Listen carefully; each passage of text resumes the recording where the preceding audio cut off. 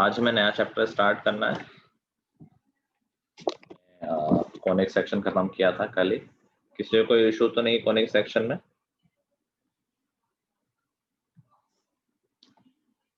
कोई इशू किसी को कॉनिक सेक्शन में? नहीं सर। चलो, तो हमने डिसाइड किया था कि आज हम 3D डिस्कस कर लेंगे। चैप्टर का नाम क्या? 3 डायमेंशनल ज्योमेट्री है क्या?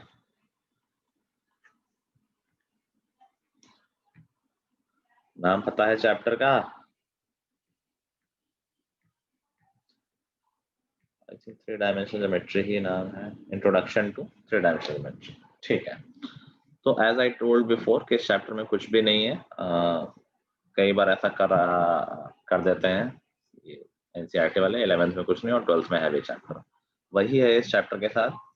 11th में कुछ भी नहीं है, सिर्फ distance formula, section formula which you already know, बस 2D की जगह 3D में आ गया है। तो सबसे पहले तो ये सिस्टम डिस्कस कर लेते हैं। जब हमारे पास 2D सिस्टम था तो if you remember we had a cartesian plane.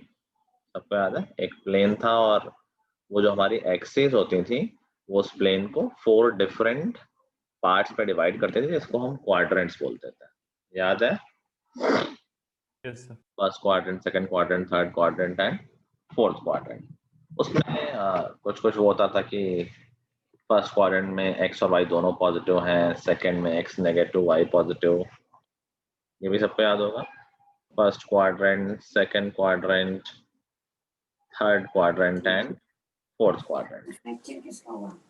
अगर हम बात करें एक्स और वाई के साइन की, तो फर्स्ट क्वाड्रेंट में एक्स भी पॉजिटिव वाई भी पॉजिटिव। सेकंड क्वाड्रेंट में याद है, y positive x negative. Negative positive. Third में दोनों नेगेटिव। फोर्थ में सर पॉजिटिव नेगेटिव। पॉजिटिव। अब जब 3D हो जाएगा तो हमारे पास एक एक्सिस और हो जाएगी which you have to imagine, जो हमारे स्क्रीन से, जो तुम स्क्रीन देख रहे हो उससे अंदर बाहर है। एक हिस्सा उसका स्क्रीन के पीछे और एक हिस्सा स्क्रीन के आगे। तो जब 3D दुनिया की बात हो रही है तो वो एक प्लेन ना हो के एक स्पेस हो गया। ठीक है, और अब इमेजिन करो कि जो 3 एक्सेस होंगी, 1, 2 और 3, ये हमारे पूरे स्पेस को कितने डिफरेंट रीजन में डिवाइड कर रहे हैं। जैसे प्लेन तो 4 में होता था, ये स्पेस कितने रीजन में हो जाएगा सोचो।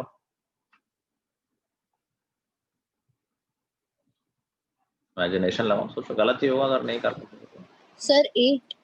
Very nice. It will be divided into 8 different spaces, जिसको हम बोलेंगे ऑक्टेंट्स। जैसे क्वाड्रेंट हो गया 4 के लिए, ऐसा ही 8 के लिए ऑक्टेंट हो गया। I can't see the chat. Just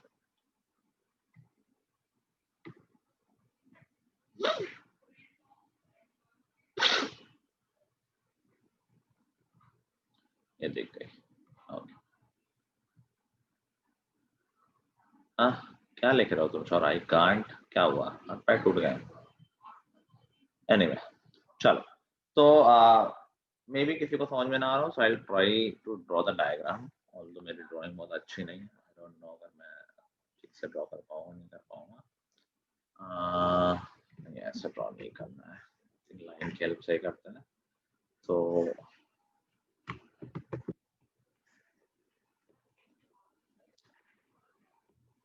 ये हो गई हमारी एक्सेस। तो तीसरी एक्सेस होगी वो कुछ हम इस तरह बना देते हैं यूजली। ये प्लेन से बाहर जा रही है और ये प्लेन के अंदर जा रही है। ठीक है, कैन यू से 8 डिफरेंट रीजन्स? सोचो, ये यहाँ पर एक बेस मान लो, कलर चेंज कर लेता हूँ।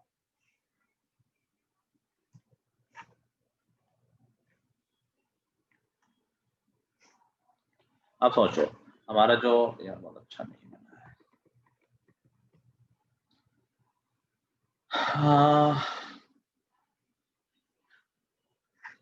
try. Can you say this is one octant? पहला ऑक्टेंट इधर, ऊपर और अंदर। ठीक है, ऐसे एक इस तरफ देखो, लेफ्ट, अंदर और ऊपर। ऐसे ही देखो अभी हम जो मैं पूरी बात कर रहा हूँ सिर्फ ऑरेंज लाइन के ऊपर बात कर रहा हूँ। ऑरेंज लाइन के ऊपर you have to see 4 different regions. There are 4 different regions जो ऑरेंज लाइन के ऊपर है और ठीक उनके नीचे 4 रीजन होंगे। इस तरह टोटल 8 रीजन्स आएंगे। पहला देखो 1 2 3 और जो हमारा चौथा है दैट वुड बी, ये सारे ऊपर हैं ऑरेंज लाइन के, ऐसा कुछ हो सकता है। तुम लोग इमेजिन कर पा रहे हो, I am not sure. So tell me, talk to me and tell me, can you see 4 regions above orange line and 4 regions below orange lines? क्या देख सकते हो तुम लोग? 3 planes imagine करो। I'll try to draw planes, maybe उससे कुछ better आए। Let's see. सर आप एक 3 डायमेंशनल क्यूब बना के उसको 4 मतलब 2 लाइनों से इंटरसेक्ट कर सकते हैं सर, वो आसानी से समझ आ जाएगा। एक क्यूब बना के क्या कर दें? सर मतलब एक क्यूब बना दीजिए और सर उस पर कार्टेशियन प्लेन ड्रॉ कर दीजिए सर, ऐसे ऐसे। मैंने ये प्लेन बनाया है, ये वाला एक हॉरिजॉन्टल प्लेन चाहिए। देखता हूँ कार्तिक अगर मैं वो कर सकता हूँ। ड्राइंग यार मुझे थोड़ी कम समझ में आती है।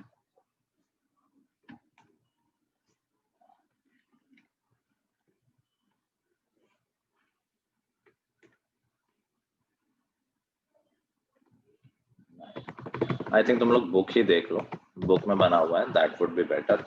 सब लोग बुक खोलो।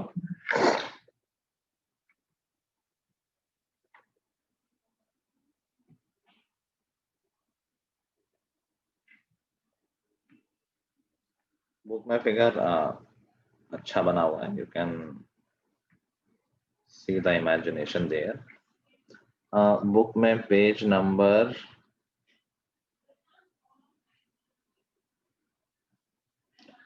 269 खोलो। 269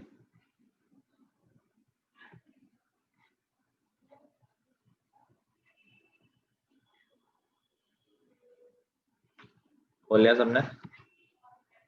यस सर। दिख रहा है figure? X Y Z axes दिख रहे होंगे। और अब देखो तुम्हें दिख रहा होगा there are 8 different region with the help of these planes. जो ब्लू से प्लेन्स बने हुए हैं, यहाँ से 8 डिफरेंट रीजन्स दिख रहे हैं। एक तरह से मान लो कि सेपरेट स्पेसेस हो गए। क्या हुआ अनु, सर पकड़ लिया? नहीं समझ में आ रहा है?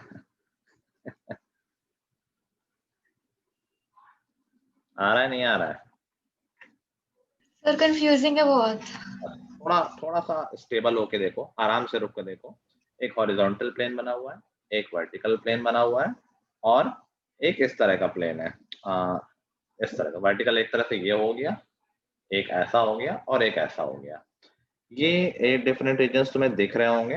सबसे पहला देखो कि तुम पॉजिटिव वाई एक्सिस देखो, पॉजिटिव एक्स एक्सिस देखो और पॉजिटिव जेड एक्सिस देखो। इन तीनों को एक साथ इमेजिन करो, positive x, positive y, positive z, that will give you one octant. Positive y, positive x and positive z, ऊपर, राइट और बाहर। ठीक है, दिस इज वन रीजन। सिर्फ इतना सोचो, राइट, ऊपर, बाहर। यहाँ पर तुम एक बॉक्स रख सकते हो, एक फ्लोर सा बन जाएगा। एक बेसिकली एक रूम है ये, राइट वॉल, ये वाली वॉल और ऊपर वाली वॉल। ठीक है, अब देखो इसको एक वॉल मानो। सोचो क्या ठीक इसके पीछे भी एक ऐसा रूम हो सकता है? एक वॉल, एक लाइन अंदर जा रही है, एक राइट वाली और एक ऊपर वाली, तो वो सेकंड ऑक्टेंट हो गया। ऐसा ही एक रूम क्या लेफ्ट में हो सकता है? लेफ्ट और पीछे, लेफ्ट लाइन, पीछे लाइन और ऊपर लाइन। ठीक है, और चौथा लेफ्ट, बाहर और ऊपर। क्या इस तरह से 4 रूम्स ऊपर दिख गए तुम लोगों को? इसको फ्लोर मान लो अगर। दिस इज पहला, इसके पीछे दूसरा होगा। देखो ये 2 रूम दिख रहे हैं अलग अलग। देखो शेडेड वाला मैंने किया, राइट, बाहर और ऊपर, दैट इज वन रूम। ठीक है, दूसरा रूम मैंने क्या बताया? राइट, ऊपर और अंदर। ठीक है, अब मैं अगर तीसरे रूम की बात करूं तो अब मैं यही चीज बस लेफ्ट के साथ कर लूंगा, अंदर बाहर सेम रहेगा। ये तो ओरिजिन हो गया हमारा। तो एक रूम क्या हो गया? लेफ्ट, बाहर और ऊपर, ये मैंने बना दिया 3D को, लेफ्ट बाहर और ऊपर, is that the third room, और फोर्थ रूम इसके पीछे, लेफ्ट अंदर और ऊपर। Can you see 4 rooms here, 1 2 3 4, ठीक है। ऐसे ही 4 रूम नीचे भी हो सकते हैं, एग्जैक्टली ऐसे ही। देखो 1 के नीचे कि इस बार राइट भी है बाहर भी है, लेकिन ऊपर ना हो के नीचे है, that is the 5th room, ठीक। ऐसे ही एक रूम अंदर की तरफ हो जाएगा, मैंने कहा राइट नीचे और बाहर। अगला रूम मैं क्या बता रहा हूँ, राइट नीचे और अंदर, ठीक है। ऐसे 2 और लेफ्ट में आ जाएंगे, लेफ्ट नीचे और बाहर, और 8वां लेफ्ट नीचे और अंदर। These are 8 octants. नाउ इसमें प्लस माइनस का क्या करें, तो देखो हम इसमें बहुत अच्छी मैं ट्रिक बता रहा हूँ, कभी गलती नहीं होगी, कभी नहीं बोलोगे। हमें ऑलरेडी हमें तीनों साइन बताने हैं, एक्स वाई और जेड के, और 8 ऑक्टेंट में बताने हैं। So what you do, just think about the quadrant, 1 2 3 4। 2D वाले में किसी को दिक्कत नहीं होती, बस 2D वाला याद करो, उसी से 3D बन जाएगा। देखो कैसे बन जाएगा। फर्स्ट क्वाड्रेंट में एक्स वाई बिल्कुल 2D वाला पहले लिख दो, plus plus minus plus minus minus और प्लस माइनस, यही है, ठीक है। 4 के साथ z प्लस कर दो, और ऐसे ही 4 के साथ माइनस z कर देना, ठीक है। तो पहले 4 में z प्लस है, चारों ऊपर वाले कमरों की बात हो रही है, प्लस प्लस प्लस प्लस, और फिर से वही पैटर्न रिपीट कर दो 2D वाला, plus plus minus plus minus minus plus minus, और 4 बार नेगेटिव z कर दो। सबको बात समझ में आ गई। 2D वाला पैटर्न 2 बार लिख देना, पहले वाले में 4 प्लस z और अगले वाले में 4 minus z। That's how all the science of octants you can get. तो ये काइंड ऑफ याद करना हो गया, क्योंकि अगर तुम समझ के करना चाहो तो कई बार कंफ्यूजन हो जाएगा कि कई बार एक्स एक्सिस को ऐसे लिया जाएगा, कई बार ऐसे लिया जाएगा, कई बार z को बाहर ले लेंगे, कई बार z को ऊपर ले लेंगे, फिर हम भूल जाते हैं कि यार कहाँ पर 1 2 3 4 याद रहता है, लेकिन 1 के बाद कई बार 2 में कंफ्यूजन होता है कि 2 के लिए इधर जाए या अंदर जाए, या 5 के बाद कंफ्यूजन आता है कि 5 के बाद 4 के बाद नीचे जाए या राइट आके फिर से शुरू करें। तो इससे अच्छा अपने 2D वाले फंडे से याद रखो, 2D वाले एक्स वाई लिख दो 2 बार, और z पहले 4 में प्लस अगले 4 में माइनस, कोई कंफ्यूजन ही नहीं, बात खत्म हो गई। सिंपल है। वैसे मोस्टली ये पूछा नहीं जाता है, सिर्फ by chance fill in the blank type से कुछ आ गया हाफ मार्क में टाइप में, उससे ज्यादा कुछ नहीं आएगा इसमें। क्लियर है, सिंपल है। चलो आगे बढ़ते हैं। नेक्स्ट थिंग जो हमें पहले से आती है, that is distance formula. Sir 1 minute पीछे कर दीजिए। अरे सॉरी, लिख लो और फिर बता देंगे।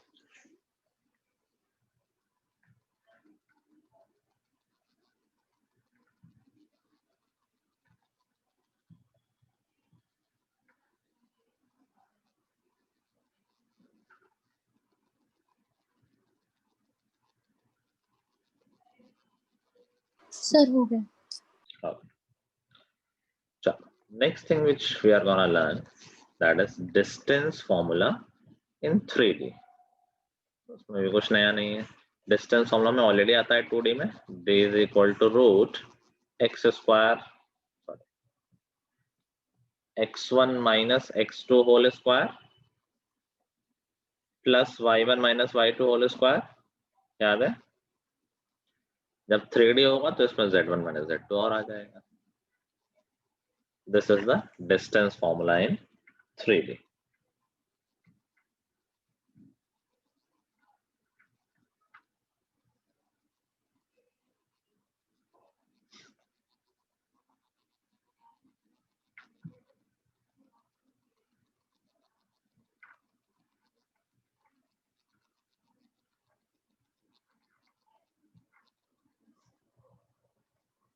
डन,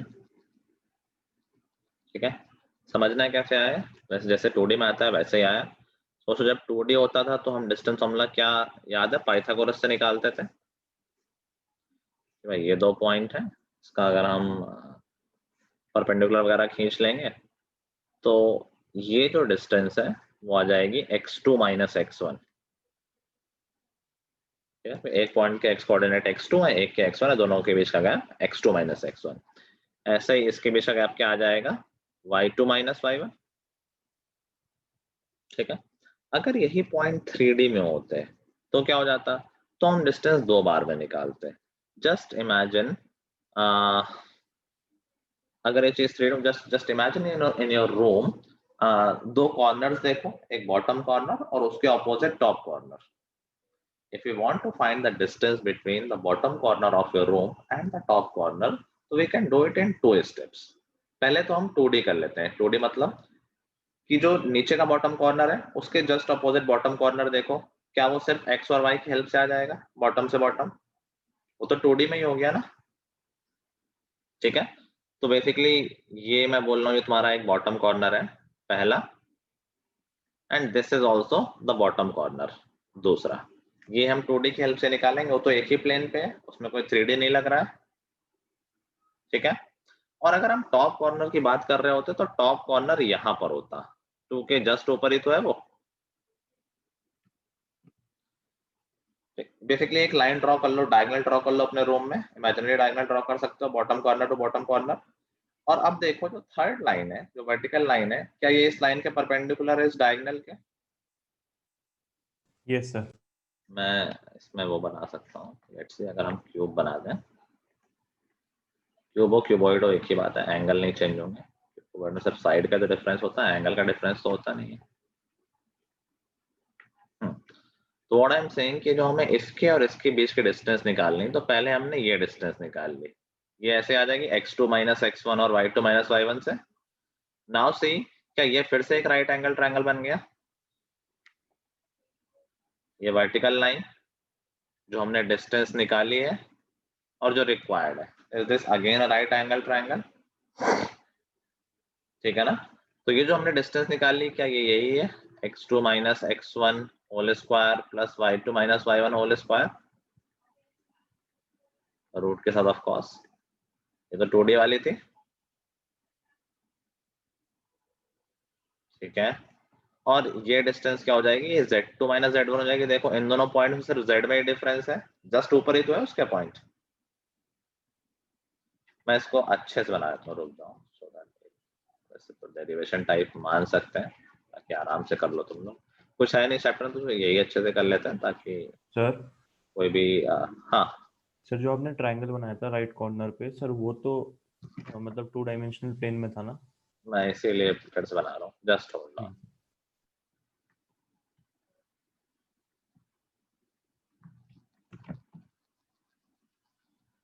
मतलब इस साल तो कुछ नहीं, डायरेक्टली फॉर्मूला बेस्ड हो जाएगा, बट थोड़ा इमेजिनेशन इस चैप्टर में होना चाहिए। अगले साल जब हम चीजें करेंगे तो उसमें सोचना पड़ेगा लाइंस कहाँ जा रही हैं, कौन किसके पैरेलल है, कैसा वेक्टर बनना है।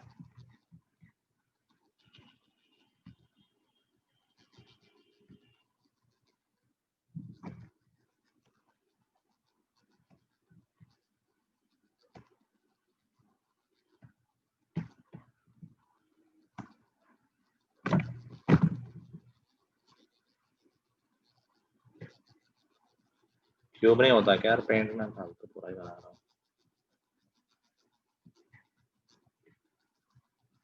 किसी को पता नहीं है।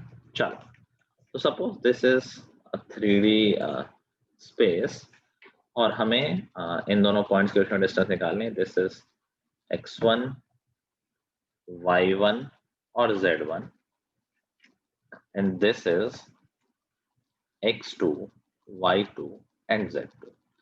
नाउ ये देखो, ये A है, ये B है, ये C मान लेते हैं। B और C के बीच में z एक्सिस मैंने ऊपर नीचे मानी है, B और C के बीच में क्या सिर्फ z एक्सिस में चेंज हुआ है, x और y में कोई चेंज हुआ है क्या? x में चेंज का मतलब है राइट लेफ्ट मूवमेंट, y में चेंज का मतलब है अंदर बाहर, और z में ऊपर नीचे। तो पॉइंट B और C में क्या सिर्फ ऊपर और नीचे का ही चेंज है? एग्री। तो जो पॉइंट C होंगे उसके x और y कोऑर्डिनेट तो सेम ही होंगे B जैसे, x2 y2 z का कुछ होगा, I don't know, I don't care for now. नहीं समझा, एक बार दोबारा समझाइए। बी और जो सी पॉइंट है वो एक दूसरे के जस्ट ऊपर नीचे है ना, यस सर। ठीक है। तो उसमें क्या सिर्फ z एक्सिस में जो मोमेंट है वो सिर्फ z डायरेक्शन में है। तो सर एक्स और वाई एक्सिस कौन सी साइड, मतलब क्या ले रहे हैं हम लोग? राइट लेफ्ट को x लिया है, अंदर बाहर को y लिया है। अच्छा ठीक है sir. This is x, this is y and this is z, ठीक है। कहीं भी कुछ भी लिया, मोमेंट तो सिर्फ एक ही डायरेक्शन में है ना, जो भी चेंज होगा वो एक ही कोऑर्डिनेट में होगा, b और c में, ठीक है। तो बेसिकली जो c के x और y कोऑर्डिनेट है that will be same as b के x और y coordinate. Now can we find the distance between a and c? क्या यहाँ पर 2D वाला लग जाएगा क्योंकि ये तो सेम प्लेन में, यहाँ तो हम z एक्सिस में जा ही नहीं रहे हैं। अगर ऊपर नहीं भी होता तब भी तुम यही तो सोचते कि यार a और c में डिस्टेंस कैसे निकलेगी, नॉर्मल डिस्टेंस फॉर्मूले से निकल जाएगी। Agreed? Yes sir. So this distance will be x2 minus x1 whole square plus y2 minus y1 whole square और उसका रूट, ठीक है। नाउ सी, क्या ए बी सी फिर से एक राइट एंगल ट्रायंगल बनेगा? ए बी और ए सी के बीच में 90 एंगल ही तो है। क्या ए बी सी फिर से राइट एंगल ट्रायंगल बना? देखो ये 90 ही तो है, यस सर। ठीक है। इमेजिन कर पा रहे हो वो जो डायगोनल आ रहा है और जो वर्टिकल लाइन है, ये तो अपने रूम में भी देख सकते हो कि तो अपने फ्लोर पे कोई भी लाइन ले लो, ये वर्टिकल लाइन तो पूरे प्लेन के ही परपेंडिकुलर है, पूरे फ्लोर के परपेंडिकुलर है। तुम फ्लोर पे कहीं भी लाइन ले लोगे, ये जो वर्टिकल लाइन बीसी है वो हर एक लाइन के परपेंडिकुलर है जो तुम्हारे फ्लोर पे पड़ी हुई है लाइन।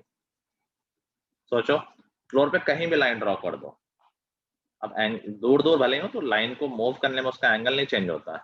मतलब कोई बोल दे कि यार जो इनके बीच का एंगल है, मैं हॉरिजॉन्टल लाइन को यहाँ लिख दूं और इसको यहाँ लिख दूं, अभी भी एंगल तो सेम ही है, दोनों को फ्रीली मूव करा दोगे तो एंगल में कोई चेंज नहीं, ठीक है।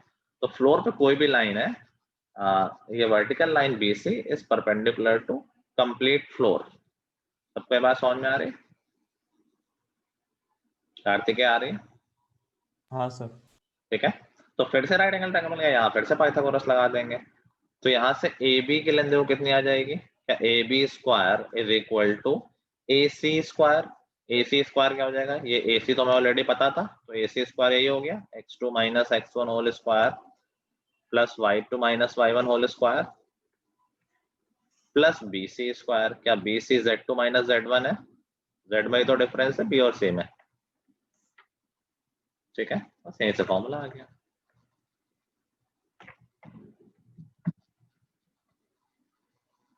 बताओ कोई इशू अभी भी किसी को?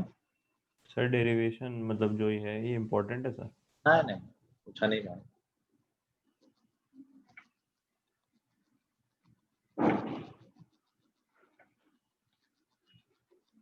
ठीक है, बड़े आगे देखो, यहाँ पर फॉर्मूला ही इंपॉर्टेंट है, डेरिवेशन पूछा नहीं जाएगा। I just told you can feel it कि हाँ भाई कैसा चल रहा है, कैसे 3D में फॉर्मूला आया है।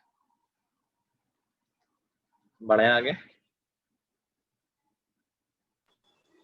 Yes sir. Next thing is section formula. Section formula तो वैसे भी इंडिपेंडेंट था, याद करो, x के वाले x से डिपेंडेंट थे, y वाले y से डिपेंडेंट थे। x इज इक्वल टू कोई पॉइंट है जो दो x1 y1 था और ये x2 y2 था, कोई पॉइंट था बीच में xy जो उसको m1 रेशियो m2 में डिवाइड करता था।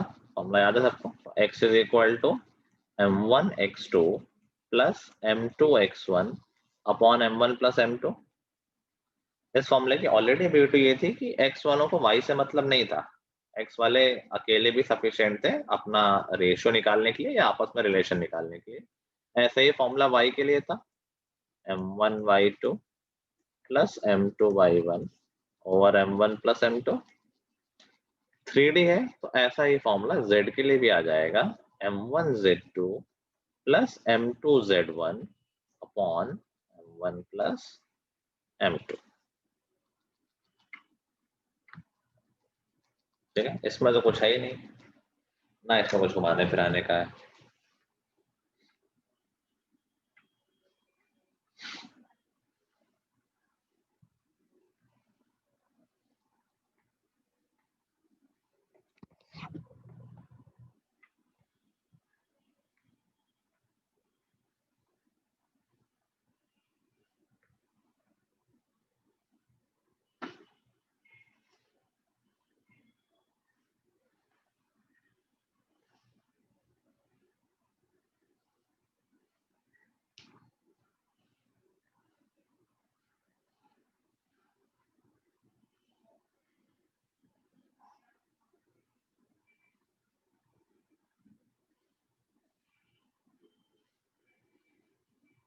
लिख लिया।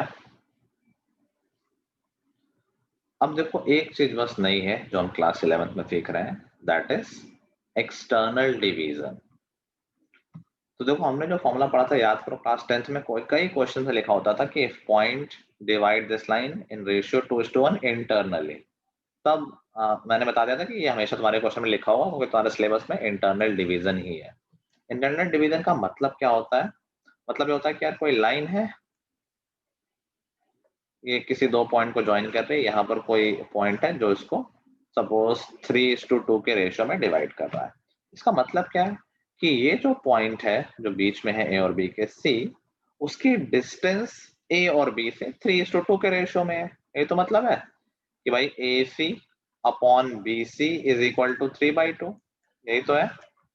ये जो पॉइंट है वो लाइन को 3:2 के रेशियो में डिवाइड कर रहा है। इसका मतलब ये जो पॉइंट है उसकी दोनों पॉइंट से डिस्टेंस का रेशियो है 3:2।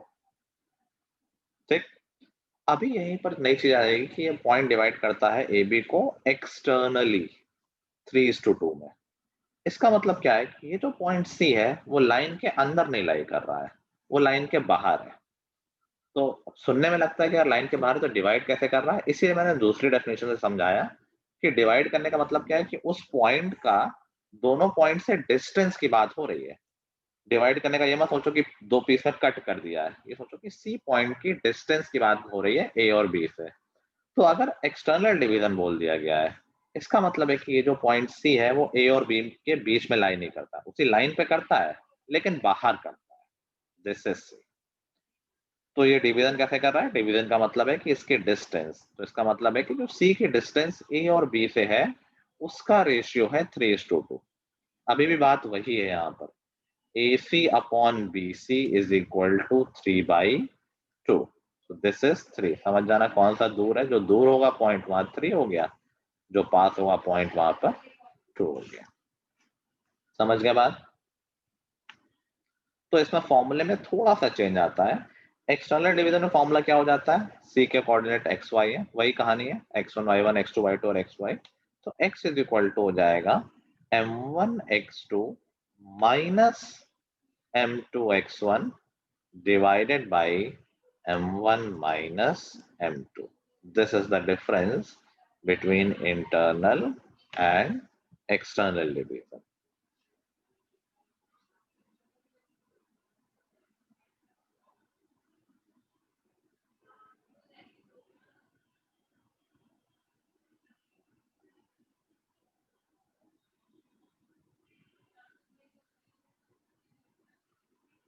ठीक है, this was the only new thing जो तुम्हारे सिलेबस में आई है, बाकी सब कुछ तो पुराना ही है। ओके, चलो अभी इतना ही है, सिलेबस खत्म हो गया। क्वेश्चन ऑफ कोर्स हमें करने हैं बट पढ़ना इतना ही है। अब कुछ बेसिक चीजें ऑब्जर्व कर लेते हैं। जैसे अभी तक तो देखो हम कभी प्लेन वगैरह की इतनी बात नहीं करते थे, मतलब हमें पता था कि हमारा पास पूरा कार्टेशियन प्लेन है, बट पूरे प्लेन की कभी बात हम यूजुअली नहीं करते थे। अभी प्लेन के बारे में भी सोचो। Just always think your room as 3D space. तो देखो अभी सिर्फ हमारे पास एक्स वाई जेड एक्सेस नहीं है, हमारे पास 3 प्लेन भी आ गए हैं। 3 प्लेन का मतलब क्या है? जैसे बोलते हैं यार कोई पॉइंट, जैसे हम पहले बोलते थे कोई पॉइंट एक्स एक्सिस में है, तो हम इसको क्या लिख लेते थे? एक्स एक्सिस पॉइंट को कैसे लिख सकते हैं? उसे कोऑर्डिनेट हम मान लेते थे ना कुछ। कोई पॉइंट अगर एक्स एक्सिस पे होता है तो उसके कोऑर्डिनेट हम क्या? x,0 कि यार उसका हमें पता होता था कि y कोऑर्डिनेट, उसका y कोऑर्डिनेट 0 होगा। याद आया? ठीक है ना? तो कोई पॉइंट अगर x एक्सिस में होता तो उसके जनरल कोऑर्डिनेट a,0 हो जाते थे। अभी 3D है, अगर कोई पॉइंट x एक्सिस में है तो उसका y तो 0 होगा ही, उसका z क्या होगा?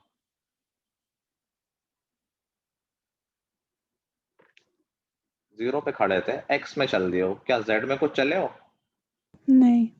क्या y में चले हो? तो अब अगर x एक्सिस पे कोई पॉइंट है तो उसको हम लेंगे a,0,0। अब तो तीनों कोऑर्डिनेट लिखने पड़ेंगे। ठीक है, ऐसे y में कोई पॉइंट है तो 0,b,0 नाम चेंज कर देता हूँ। और अगर कोई पॉइंट z एक्सिस पे है तो 0,0, वेरी गुड। एक्स और वाई जीरो होंगे, सिर्फ जेड होगा। एक एक्सेस पे चलोगे तो बाकी दोनों पे तो चले ही नहीं हो, एक ही डायरेक्शन में चले हो। ठीक, अब सोचो कि मैं यहां पर आ गया हूं, कहां पर, किसी पॉइंट यहां पर। This is, now we have different planes also. जैसे तुम्हारा जो रूम का फ्लोर है दैट इज अ प्लेन, उसमें दो एक्सेस है। अगर तुम एक रूम के कॉर्नर को ओरिजिन मान लो और तुम अपने फ्लोर पे मान लो कोई 2D या पॉइंट तुमने फ्लोर पे रख दिया है, अगर तुम फ्लोर पे चले हो सिर्फ, have you done any movement in Z direction? नहीं। नहीं। अब अगर तुम दो डायरेक्शन में सिर्फ मूव करोगे, so you will be in a plane. तो we will have three planes also, जो कि हो गए X Y plane, Y Z plane और जेड एक्स प्लेन। ये प्लेन कैसे हुए? एक्स वाई प्लेन का मतलब क्या है? तुम एक्स में चले, वाई में चले, जेड में कोई मूवमेंट नहीं किया। मैंने यहां से शुरुआत की थी,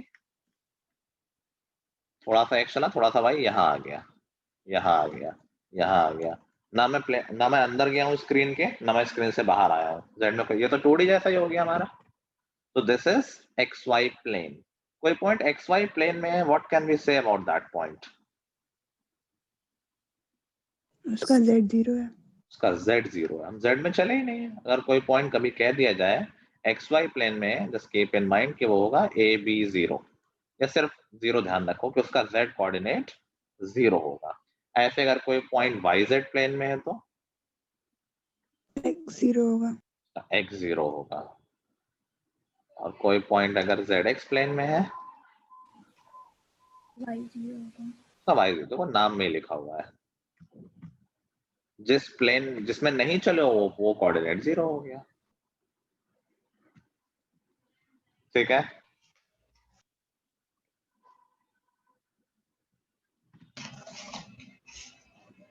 ना कुछ क्वेश्चंस करें क्या, छोटे छोटे से? चलो अच्छा, ओरली बताओगे, मैं कुछ पॉइंट्स बोल रहा हूँ, यू नीड टू टेल कि किस ऑक्टेंट में है। ठीक है, और तुमने टेबल बनाई रखी है, चलो बताना किस ऑक्टेंट में होगा ये। मैं पता सबसे पहले जेड देखता हूँ, वो मुझे बताता है कि यार फर्स्ट फ्लोर में है कि लास्ट फ्लोर में है। एनीवे देखो, सिक्स्थ में, इसमें सिक्स्थ, Sixth. देखो जेड नेगेटिव है तो लास्ट के 4 5 6 7 8 में ही है। और इससे देख लो, एक्स नेगेटिव वाई पॉजिटिव, वैसे सेकंड क्वाड्रेंट होता, सेकंड होता 1 2 3 4 में होता तो सेकंड में आता। ये दो बार हम लिख देते हैं ना एक्स वाई वाले, 1 2 3 4 वाले जो साइन है वो दो बार लिख देते हैं। टेबल बनाई थी, याद है ना? ये जो टेबल बनाई थी हमने देखा माइनस प्लस दो बार आ रहा है, एक बार सेकंड में और एक बार 6 में। अगर z पॉजिटिव हुआ तो सेकंड में होगा, z नेगेटिव हुआ तो 6 में हो गया। सिंपल। ठीक है, थोड़ा फास्ट सोचना। 4 2 -1, Fifth. Fifth. quadrant, very good. 3 -7 2, Fourth. Fourth, very nice. समझ गए सब लोग? अभी किसी पॉइंट को बता दोगे किस क्वाड्रेंट में है वो, सॉरी किस ऑक्टेंट में है। ठीक है, अच्छा एक और नई चीज आ गई, किसी पॉइंट की डिस्टेंस अगर हमें किसी प्लेन से निकालनी है, कैन वी फाइंड दैट? किसी प्लेन से डिस्टेंस। अब अपने अपने रूम को देखना और फ्लोर को एक्स वाई प्लेन मान लेना। ठीक है, अभी बताओ कोई पॉइंट, सपोज जहाँ तुम्हारा हाथ है, यहाँ पर अगर कोई पॉइंट है, बताओ उसकी एक्स वाई प्लेन से डिस्टेंस क्या होगी? एक्स वाई प्लेन से डिस्टेंस, या तुम्हारा सर जहां पर है, इस सर पे अगर कोई पॉइंट है, उसकी एक्स वाई प्लेन से डिस्टेंस क्या होगी? सर जेड का जो वो होगा। Very nice. कोई और इमेजिन कर पा रहा है? Yes sir. X Y plane से डिस्टेंस कब होगी? जब तुम एक्स वाई प्लेन से ऊपर जाओगे या नीचे जाओगे। एक्स वाई प्लेन पे हो तो एक्स वाई प्लेन से तो कोई डिस्टेंस होगी नहीं। अगर तुम कोई छोटा सा ऑब्जेक्ट सोच लो कि तुम्हारी जमीन पे ही रखा हुआ है, तो उसका जमीन से कोई डिस्टेंस थोड़ी हुआ जब तक वो ऊपर या नीचे नहीं जा रहा है। ये मत सोचो कि वो टेढ़ा जा सकता है, टेढ़ा जाएगा हमारी, हम तो परपेंडिकुलर खींच लेंगे। तुम जमीन से ऐसे उठाओ या टेढ़ा उठा लो, हमें तो सिर्फ परपेंडिकुलर डिस्टेंस ही देखनी है ना। तो जितना जमीन से ऊपर जाओगे या नीचे जाओगे, वही तो प्लेन से डिस्टेंस हो पाएगी। Yes sir. उसका डायरेक्शन से कोई लेना देना नहीं कि हम टेढ़े चले गए, टेढ़े से मतलब ही नहीं है, because we are looking for the perpendicular distance. तो एक्स वाई प्लेन से डिस्टेंस का मतलब हुआ जेड कोऑर्डिनेट, जो जेड कोऑर्डिनेट है वही एक्स वाई प्लेन से डिस्टेंस है। वाई जेड प्लेन से डिस्टेंस का मतलब क्या हुआ? X X coordinate. X coordinate. Z X plane से डिस्टेंस का मतलब क्या हुआ? Y Y coordinate. सिमिलर ही है सारे, कार्तिक समझ रहे हो? वाईजेड प्लेन से डिस्टेंस मतलब वाईजेड प्लेन पे हो तो कोई मतलब ही नहीं है, एक्स में जो चल गए वही प्लेन से दूरी हो गई तुम्हारी। Yes sir. ठीक है। 7, 3, 4 इसकी एक्स वाई प्लेन से डिस्टेंस क्या है? 4. 4 3, 2, -8 वाईजेड प्लेन से डिस्टेंस क्या है? 3. 3। एक्स कोऑर्डिनेट देख लो, इसकी एक्स वाई प्लेन से डिस्टेंस क्या है?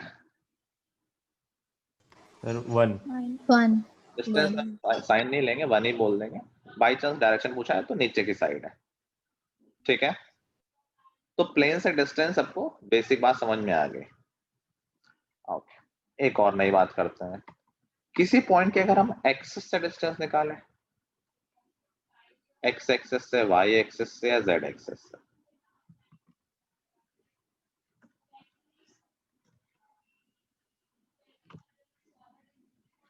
कोई पॉइंट है, now it can be in 3D, हवा में है ये, प्लेन में मत सोचना, मतलब एक तो मैं कहता कि प्लेन पे नहीं, हवा में है। ठीक है, इसकी एक्स एक्सिस से डिस्टेंस क्या होगी? ये पॉइंट है मान लो 3,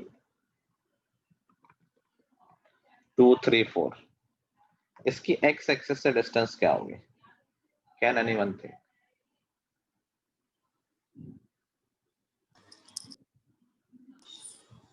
7.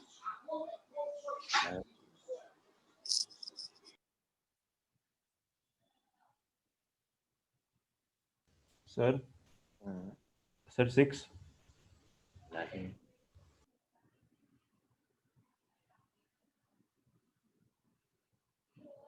सर 5। ऐसा सर निकाल। Sir root Y square plus Z square ऐसा कुछ। Very nice. देखो, जब हम एक्स एक्सिस पे चल रहे हैं तो क्या एक्स एक्सिस से कोई डिस्टेंस बन रही है? जब हम एक्स एक्सिस पर चल रहे हैं तो क्या नहीं सर। एक्स एक्सिस से कोई डिस्टेंस बन रही है उस पॉइंट की? नहीं बने, कितना भी चल रहे हैं। तो एक्स एक्सिस से डिस्टेंस में एक्स कोऑर्डिनेट का कोई रोल नहीं है, तुम एक्स कोऑर्डिनेट में चलो ना चलो, एक्स एक्सिस से दूर जा ही नहीं रहे हो।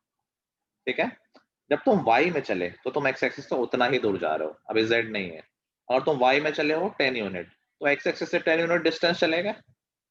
2D में भी तो ये होता है, 2D जैसा ही तो है बिल्कुल ये, जब तक सिर्फ वाई में चल रहे हो। तुम एक्स एक्सिस पे चले थोड़ा, मान लो 2 चले, ठीक है, फिर वाई पे 3 चल गए, तो अभी तुम एक्स से कितना दूर हो गए? एक्स एक्सिस पर 2 चले, बट एक्स एक्सिस से कोई डिस्टेंस थोड़ी ना हुई। वाई पर, वाई ऊपर था मान लो, वाई पर 3 चल लिए, एक्स एक्सिस से कितना दूर आ गए? सर 3। 3. बिल्कुल आ गए 3। अब तुम जेड में भी चल दिए, लेकिन अब जेड डायरेक्शन कहाँ है? 3 के परपेंडिकुलर। तो तुम देखो कैसे चल रहे हो, जो पॉइंट था इनिशियली उससे 3 यूनिट चले हो और 4 यूनिट फिर चलो, लेकिन उसी डायरेक्शन में चलोगे, 3 + 4 हो जाएगा, या वापस नहीं आओगे 3 - 4 आ जाएगा, इसके परपेंडिकुलर चले हो। वैसे तो बाहर की तरफ है, लेकिन डिस्टेंस निकालना तो मैं परपेंडिकुलर राइट बना दे रहा हूँ। यहाँ 3 चले, यहाँ 4 चले, तो नेट डिस्टेंस कितनी हो गई? सर 5। 5 हो गई। बात समझ में आ रही है? 3 और 4 बाहर, स्क्रीन से बाहर, तो टोटल डिस्टेंस एक्स एक्सिस से क्या √3 पाइथागोरस से निकलेगी basically. What I am trying to say कि भाई जो पॉइंट हवा में है तुम्हारे रूम पर कहीं है, और तुम एक्स एक्सिस अपने रूम पे, तुमने एक्स एक्सिस इमेजिन करी है क्या? वॉल के जो तुम्हारा फ्लोर है और एक वर्टिकल वॉल है, उसका जो कॉमन पॉइंट है उसको एक्स एक्सिस मान लो। अभी कोई पॉइंट हवा में है, उसको ज्वाइन करो, एक्सिस से परपेंडिकुलर खींचो, इस पॉइंट से अपनी उस लाइन पे परपेंडिकुलर खींचो, तो दिस इज अ हाइपोटेन्यूज, जिसका परपेंडिकुलर और बेस क्या है?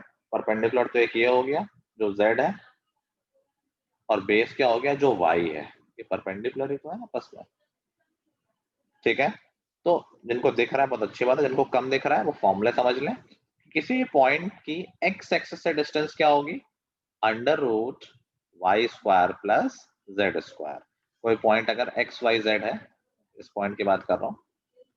डिस्टेंस फ्रॉम एक्स एक्सिस क्या हो जाएगी, पाइथागोरस है, distance from X axis that is under root Y square plus Z square. ऐसे ही डिस्टेंस फ्रॉम वाई एक्सिस क्या हो जाएगी, under root X square plus Z square. X plus Y square. तुम एक्स और जेड में जो चले हो वो इंपॉर्टेंट है, ध्यान रखो ये पाइथागोरस लग रही है क्योंकि you are moving in two perpendicular direction. किसी पॉइंट से सोचो दो डिस्टेंस तुमने ट्रैवल करी है और दोनों एक दूसरे के परपेंडिकुलर है, तो नेट तो तुम पाइथागोरस से दूर निकल गए ना उससे, हाइपोटेन्यूस बेसिकली, ठीक है। तो y एक्सिस से distance under root X square plus Z square, z axis से distance under root X square plus Y square. So I'm trying, you can imagine everything. If you can't, you have the formula. ऐसे plane से distance क्या है, X Y plane से distance है z coordinate, Y Z plane से है x coordinate, z X plane से है y coordinate. So these are the formulas. As of course imagination होगी तो बहुत अच्छा होगा, you will be able to understand। कुछ ट्रिक अगर आ गई, कुछ घुमा फिरा दिया कि ऐसे मूव किया वैसे मूव किया, तो you will be able to see that also। Clear है? Yes sir. ओके चलो एक दो बेसिक क्वेश्चन कर लेते हैं। Find the distance between the points, लिखो question, find the distance between the points 6, 1, 4 and 6, 1, 4 and 3, -3 and -12। चलो निकालो डिस्टेंस इनके बीच।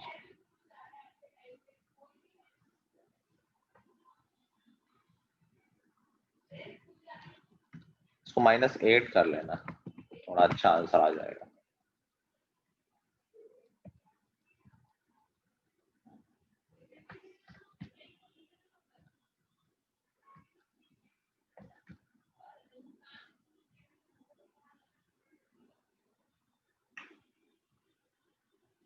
सर 30। 13 आ रहा है सबका? हाँ yes sir. Sir.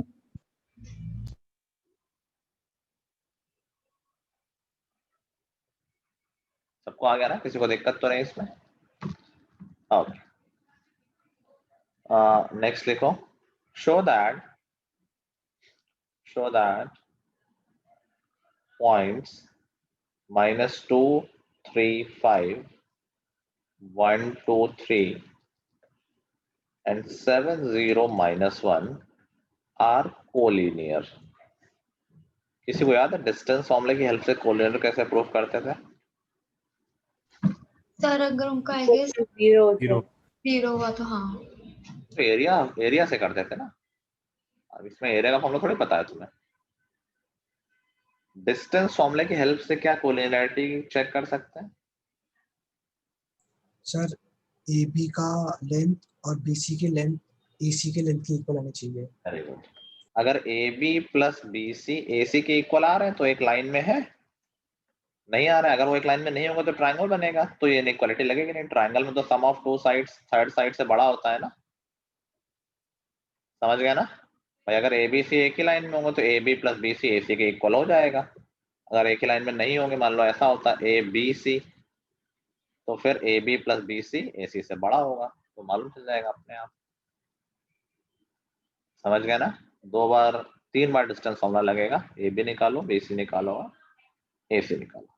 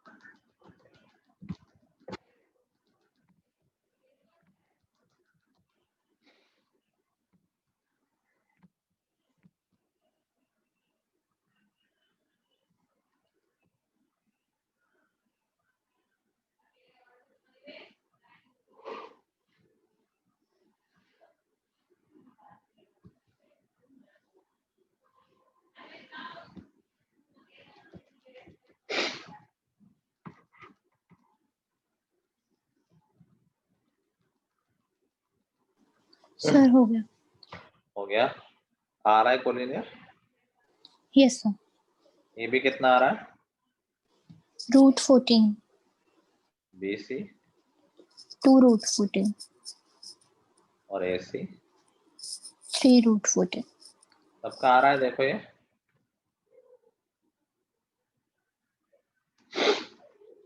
Yes sir.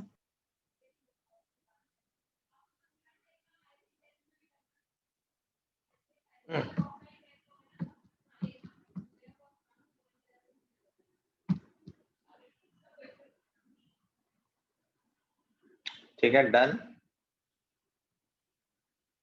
Next question लिखो. show that there is no point on the z-axis. Show that there is no point on the z-axis whose distance from the point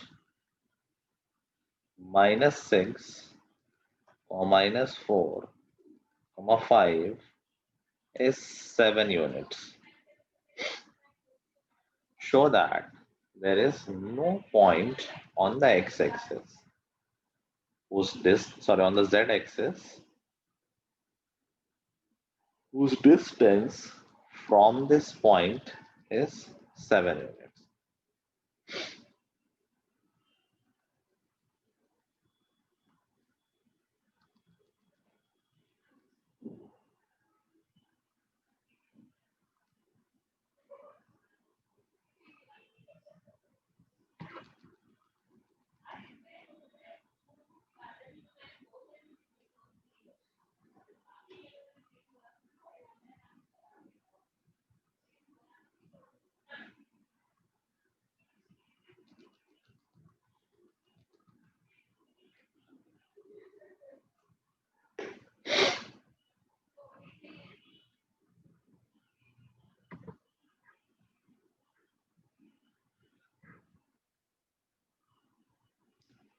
हाँ वैसे मैंने तो अभी मैसेज देखा तुम्हारा.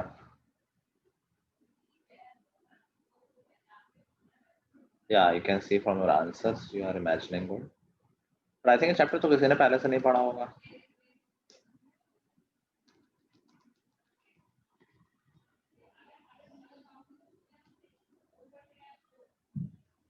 Sir हो गया. हो गया. क्या मतलब क्या हो गया प्रूफ? आई थिंक Yes, कई sir. लोगों को समझ में नहीं आ रहा है करना क्या है. कितने लोगों को आ रहा है कि करना क्या है इस क्वेश्चन में? अदिति आ रहा है समझ में? नहीं आ रहा sir. Sure?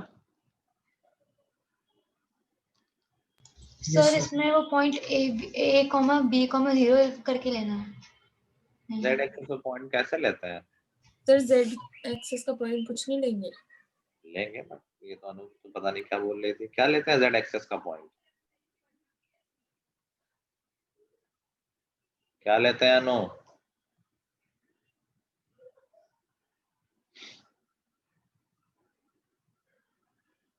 X axis point तो क्लास 9 10 से लेना आता है ना. अभी नहीं लेना आ रहा है. एक्स एक्सिस पे पॉइंट कैसे लेते हैं? ये तो पहले से आता था. एक्स एक्सिस पे पॉइंट कैसे लेते हैं? 2D में कैसे लेते हैं? A,0. तो 3D में कैसे लेंगे एक्स एक्सिस पे पॉइंट? X axis 3,0,0. तो चला ही नहीं हूँ. A0 0. जेड एक्सिस पे पॉइंट कैसे लेंगे? 0 0 C. Z, 0 0 C. Z C बोल दो. अभी तो बात हुई थी कि भाई अगर जेड एक्सिस पे चलो मतलब एक्स और वाई में तो कुछ चले ही नहीं हो, तो एक्स और वाई दोनों ही 0 होंगे. अब कह रहा है कि यार ऐसा कोई पॉइंट है ही नहीं कि इन दोनों के बीच के डिस्टेंस 7 हो. हाँ आस्था कैसे किया? सर मैंने तो किया है कि मतलब √x² + y² की वैल्यू 7 होनी चाहिए. तो उसकी वैल्यू 7 मतलब 7 नहीं आ रही. तो चलो हम कहते हैं भाई कोई भी पॉइंट है, ये कोई भी पॉइंट है, तो कुछ भी हो सकता है. हम देखो इनके बीच के डिस्टेंस क्या पॉसिबल है. तो इनके बीच के डिस्टेंस क्या आ जाएगी? डिस्टेंस फॉर्मूला लगा देंगे. तो रूट के अंदर 6 - 0² that is 36. 4 - 0² that is 16 + 5 - c². तो ये हो गया root 52 plus 5 minus C square. Now see, क्या ये वैल्यू 49 से बड़ी है हमेशा? भाई 52 में कुछ ऐड हो रहा है, मिनिमम 0 हो सकता है, ये स्क्वायर है, 0 से छोटा तो हो नहीं सकता। तो ये जो रूट के अंदर लिखा हुआ है उसकी वैल्यू मिनिमम 52 हो सकती है, उससे कम तो नहीं हो सकती। समझ गए? तो d की मिनिमम वैल्यू क्या आ रही है? Is that root 52, yes sir. जो कि 7 से बड़ी है। तो कोई भी पॉइंट जो z एक्सिस पे है उसकी मिनिमम डिस्टेंस इस गिवन पॉइंट से 7 से बड़ी है। तो 7 यूनिट तो कोई हो ही नहीं सकती। जब सारे ही पॉइंट की डिस्टेंस 7 से बड़ी आ रही है तो किसी भी पॉइंट की 7 आ सकती है क्या? तो minimum distance between this point and any point on the z-axis is root 52, which is greater than 7. So of course there is no point on the z-axis जिससे इन दोनों के बीच की डिस्टेंस 7 आ जाए। जो आस्था ने क्या है वो भी सही किया है। आस्था ने क्या किया है कि डिस्टेंस ले ली है 49, मतलब 7 ले ली है। अगर हम डिस्टेंस 7 ले लें तो हम कहेंगे भाई ये वैल्यू 7 आनी चाहिए। Root 52 plus 5 minus C square is equal to 7।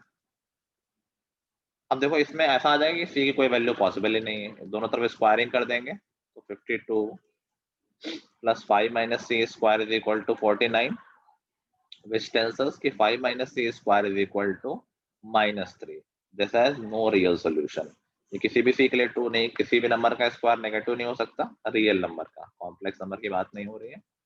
So there is no real solution to this. That means कोई पॉइंट पॉसिबल है ही नहीं। आगे बात समझ में?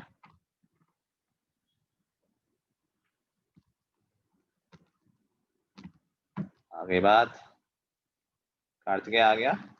Yes sir. दोनों तरीके दिख गए ना, या तो तुम दिखा दो कि इसकी वैल्यू मिनिमम रूट 52 है जो कि 7 से ज्यादा है, या ये दिखा दो कि अगर हम डिस्टेंस 7 ले रहे हैं तो कोई रियल सॉल्यूशन आ ही नहीं रहा है। दैट मींस 7 लेने का 7 आने का कोई सेंस नहीं, आ ही नहीं सकता है। चलो अभी questions based on section formula रह गया है, वो मैं दूसरी क्लास में करा दूंगा। अभी होमवर्क में 12.1 कर लेंगे, बहुत ही बेसिक है। 12.2 भी कर लेंगे। 12.1 एंड 12.2 दोनों में 4-5 क्वेश्चन है, जिनमें बहुत सारे पार्ट्स हैं जो एक जैसे क्वेश्चन है, उसमें तुम कुछ क्वेश्चन छोड़ सकते हो। जैसे फर्स्ट पार्ट 12.2 के फर्स्ट पार्ट में फर्स्ट क्वेश्चन में 4 पार्ट्स हैं, सारे डिस्टेंस फॉर्मूले पे हैं, तो 1-2 कर लेना, 1-2 छोड़ देना। ठीक है? 12.1 एंड 12.2 होमवर्क नोट कर लिया सबने? ठीक है, हमारा नेक्स्ट क्लास में चैप्टर और हो जाएगा। ठीक है, फिर स्टार्ट खत्म कर लिया। ओके, थैंक कोई यू सर। टेस्ट? अरे सुनो, तो कोई टेस्ट वगैरह कर लिया जाए। तुम लोगों को कोई फिजिक्स केमिस्ट्री टेस्ट है क्या इस वीक? सर यस नहीं। सर, कल फिजिक्स का है, फिर मंडे को भी केमिस्ट्री का टेस्ट है स्कूल में। बात कर रहे हो क्या? Yes sir. संकल्प है तो है। एनीवे चलो नेक्स्ट वीक कोई टेस्ट कर लेंगे, इसलिए कर लेंगे कॉनिक सेक्शन का। नेक्स्ट वीक कर लेंगे, next week okay? Yes sir. ठीक है, so that's all for today. Till the next time, goodbye everyone. Thank you sir. Have a good day.